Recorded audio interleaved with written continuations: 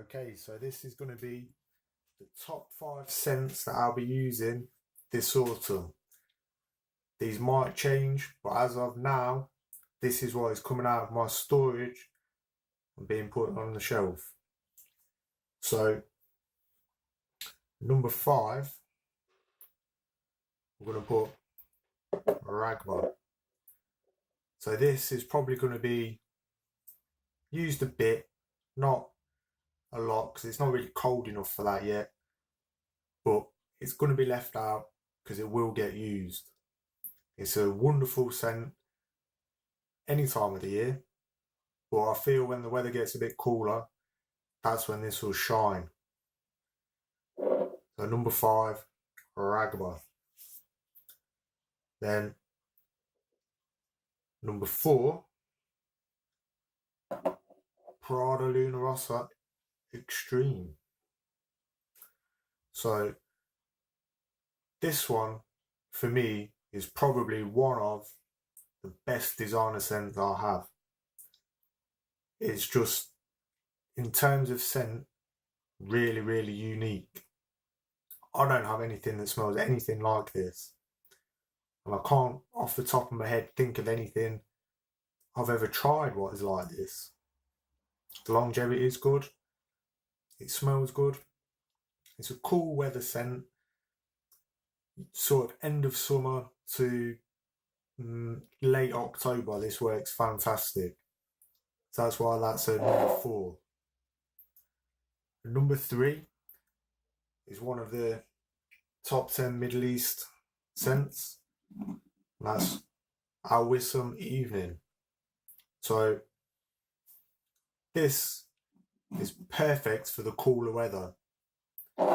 There's not many other scents I would say you could use all year round and be really happy. But this one, you can use it all year round, but in the autumn, it shines. I guess number 3. Now these, number 1 and 2, you could argue a place for either one.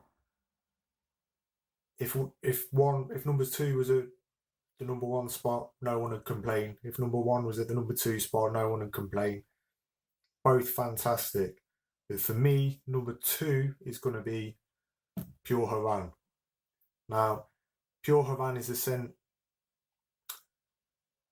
It's one of the better out of the Pure line. For me, anyway. I did like Pure Malt, but my taste kind of changed and Pure Havane kind of took over. And again, this one kind of shines from late summer into, I'd say, early November, right up to bonfire night. I always use this on bonfire night. I don't really use it a lot any other time of the year. It's just sort of autumn time. That's why this bottle's lasted me so long. A fantastic scent. Longevity is unbelievable. Projection is good. The scent is very unique. You've got the Amen DNA with the smoky tobacco on there as well. A little bit sweet, but not as sweet as Pure Malt. Pure Malt was a bit too sweet for me. So Pure Havane at number 2. Then probably the scent I'll be using the most this autumn is Guerlain L'Instant. Now this is the EDT.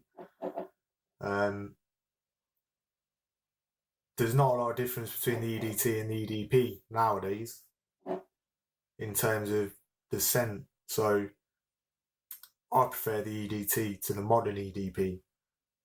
It's a little bit like D&G the 1. A little bit. If you like D&G the 1, you will like this. This is better though in my eyes. This lasts, it smells better. There's a note in D&G the 1 that really gives me a headache and it isn't in this. So, you know, if something in D&G the 1 puts you off, give this a try. It's fantastic for the autumn time. So it hasn't really got the depth for winter, but late summer, all the way through autumn, just when it starts getting really, really cold, you might find it not really having enough poke to deal with that. But it should be enough for what you need. So if I'm going to give all these ratings as well. So the Ragbar for autumn time, I'm going to give that a 7 out of 10. The Prada, I'm going to give that a 7 as well. Our Wissam, 7.5. Pure Havan, 8. And just on a personal level, the Instant, I'm going to give 8.5. So if I was to recommend you to buy any for this autumn, it'd be this one. The price on it is very good at the minute. So you can pick a bottle up under £30, and that is a bargain for what you're getting. So yeah, that's a quick personal top 5 of what I'll be using this autumn. I might do another one if my tastes change, but as of now, this is what's going to be out on my shelf and I'll be using sort of from now. The sunshine's gone, it's pretty cold outside, so this is what I'm going to be using. I'm going to do another list when it gets closer to winter time. I'll bring out some of my Montals and some more of my Mancerias for that. But this is my personal autumn top 5.